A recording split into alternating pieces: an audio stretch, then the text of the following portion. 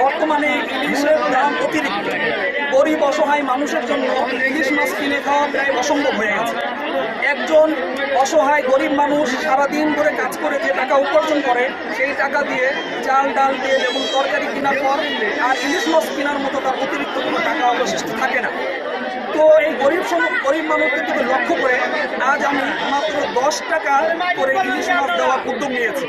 আলহামদুলিল্লাহ, আমরা যে সমস্ত মানুষদেরকে দেওয়ার চেষ্টা করেছিলাম তার বাইরেও অতিরিক্ত মানুষ এসেছে। ইনশাল্লাহ আমাদের স্টক যতক্ষণ পর্যন্ত আছে আমরা সবাইকে দেব।